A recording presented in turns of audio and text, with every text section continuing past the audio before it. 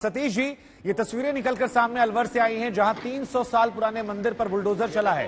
आपकी पहली प्रतिक्रिया इस पर क्या है? शिव जी का वो कैसे धराशायी, ये देखिए वो ये गया अशोक गहलोत जी अभी 2-3 दिन पहले ही मस्जिद में जाके आए हैं और करौली की घटना के बाद में उनकी नीयत जनता के सामने आ गई कि किस तरीके से उनके लिए अपीजमेंट, लोगों को खुश करना, वोट बैंक की पॉलिटिक्स करना, 300 साल पुराने मंदिर को तोड़ना उनकी इसी नीयत को प्रमाणित करता है। वो शिव मंदिर था 300 साल पुराना, कोई भी रास्ता निकाला जा सकता था, कोई भी बात की जा सकती थी, लेकिन इस तरीके से तानाशाही तरीके से ध्वस्त करना, ये अपने आप में राजस्थान में उनकी तानाशाही को और उनकी तुष्टीकरण की वोट बैंक की राजनीति को। अब सतीश जी, दूसरा सवाल मेरा आपसे ये कि हमारे संवाददाता की तरफ से जो जानकारियां निकल कर आई वो ये बता रहे हैं कांग्रेस आपके खिलाफ उल्टा प्रदर्शन कर रही है क्योंकि ये नगर पालिका की कार्रवाई है और यहाँ जो पार्षद है वो बीजेपी के हैं, सिर्फ एक पार्षद कांग्रेस का है। ऐसे में कहा जा रहा है कि ये कार्रवाई तो बीजेपी ने की है। आप उनके विधायक का वीडियो देखिए जिसमें वो ये कह रहा है कि 34 के 34 मेरे पास आ जाओ, और वो उनके कर्मों के कारण हुआ, वो आ जाते तो ये कार्रवाई नहीं होती। यानी इसमें कार्रवाई करने के लिए जो कॉम्पिटेंट व्यक्ति जो ऑर्डर देता है वो सीधे सीधे नगर पालिका का ईओ देता है जो सरकार के अधीन होता है। जितनी भी निगम की कार्रवाई होती है अतिक्रमण को हटाने की, मास्टर प्लान की, तमाम वो ब्यूरोक्रेसी के माध्यम से ही जाती है और वो सरकार के इशारे पे ही जाती है। नहीं, ब्यूरोक्रेसी का सर जो इन्वॉल्वमेंट है उसको लेकर अशोक गहलोत सवाल पूछे जा रहे हैं, लेकिन आपके पार्षदों का जो इन्वॉल्वमेंट है, नगर पालिका अध्यक्ष का जो इन्वॉल्वमेंट है, उसको लेकर कैसे अपनी जिम्मेदारी से आप हट सकते हैं? नहीं, वो जिम्मेवारी तो एक अलग किस्म से होगी, लेकिन कुल मिलाकर इस चीजों का फैसला सरकार ही करती है। अल्टीमेट अप्रूवल का काम सरकार का है। सरकार चाहे तो रोक सकती है, लेकिन आपके पार्षदों ने विरोध नहीं किया सर। जो बात आज आप कह रहे हैं कि करौली के बाद एक नई घटना है, आपके पार्षदों ने विरोध किया तो शायद ये मंदिर बचा होता।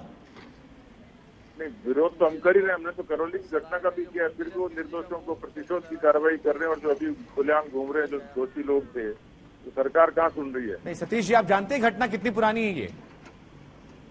नहीं, घटना को मैं जानता हूँ, घटना ये 4 दिन पुरानी घटना है सर। ये आज तक पर जब हमने खबर दिखाई है उसके बाद रिएक्शन आने शुरू हुए। 4 दिन पहले ये घटना घटित हुई है, उसके बाद वीडियोज आए, अब ये सवाल जवाब शुरू हुआ है। विश्व हिंदू परिषद, बजरंग दल आपके खिलाफ भी विरोध कर रहा है, तो ये तो संगठन वो है जो आपसे जुड़े हुए हैं सर। अगर आप बिल्कुल सही है तो आपके खिलाफ ये विरोध क्यों कर रहे हैं? ऐसा है कि बहुत सारी चीजों के बहुत मायने होते हैं और राजनीतिक तौर पर बहुत चीजें कही जाती हैं, लेकिन इसमें प्राइमा फेसी सरकार सीधे सीधे दोषी है। ये केवल पहली घटना नहीं है। ठीक है, हमारे साथ क्योंकि हमारे संवाददाता शरद भी जुड़े हुए हैं। जी बिल्कुल सतीश जी, कई सारे मकान तोड़े गए वहां पर। शरद, अगर आपका कोई सवाल हो राजस्थान बीजेपी अध्यक्ष से। नहीं, मैं ये कहना चाह रहा था कि इस तरह के मंदिर, आप सतीश पूनिया जी को याद होगा, 23 से ज्यादा मंदिर बीजेपी सरकार में तोड़े गए थे। आपको याद है पूनिया जी? हाँ बिल्कुल, मुझे याद है।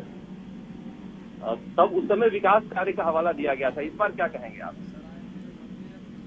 नहीं, इसमें तो जितनी राजस्थान में केवल ये पहली घटना नहीं है और ये काम कांग्रेस ने भी परंपरागत रूप से पहली बार नहीं किया है। वो बीजेपी ने क्या किया था उसको डिफेंस के रूप में कोई सवाल अब कर नहीं सकता है, क्योंकि उस समय की जो परिस्थिति थी उस पर सरकार उस समय की जवाब दे चुकी।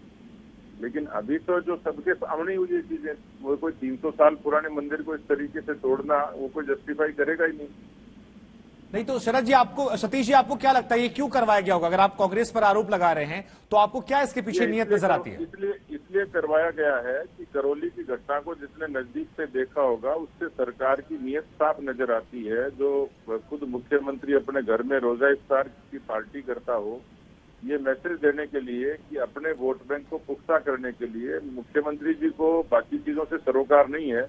उनकी कुर्सी कैसे बची रहे, वो लोगों का पीछ कैसे करें, अपने वोट बैंक को पुख्ता कैसे करें, उसकी एक कवायद है ये। जी, अभी हाल फिलहाल में खबर आई थी कि एक मजार थी जिसे दोबारा से बनाया गया था। तो आप तो राजस्थान बीजेपी के अध्यक्ष हैं, अब आगे क्या कदम उठाएंगे आप? क्योंकि आप कह रहे हैं आपके पार्षदों का इन्वॉल्वमेंट नहीं है, नगर पालिका अध्यक्ष का इन्वॉल्वमेंट नहीं है, तो फिर आप लोग को तो विरोध करना चाहिए। क्या करने वाले हैं आप लोग? मैं अभी यूनिट से बात करूंगा, हमारे लिए जो करने लायक होगा हम निश्चित रूप से करेंगे। हमारे जिलाध्यक्ष भी वहां मौके पर पहुंच रहे हैं। जी, कांग्रेस आपके खिलाफ विरोध कर रही है इस पूरी खबर को लेकर। वो बीजेपी के पार्षदों, नगर पालिका अध्यक्ष के खिलाफ एक तरीके से प्रोटेस्ट कर रही है, इस पर क्या बोलेंगे आप? कांग्रेस तो सांप जब निकल जाता तो लाठी पीटती है। अभी कांग्रेस तो सुंदरकांड के पाठ भी करवाए उन्होंने अभी नववर्ष पे। तो मुझे लगता है कि वो उनका दिखावा मात्र है, उनकी नीयत खराब है। और जिस तरीके से उन्होंने पिछले दिनों इस चीज को बढ़ावा दिया है, ये पहली बार नहीं है।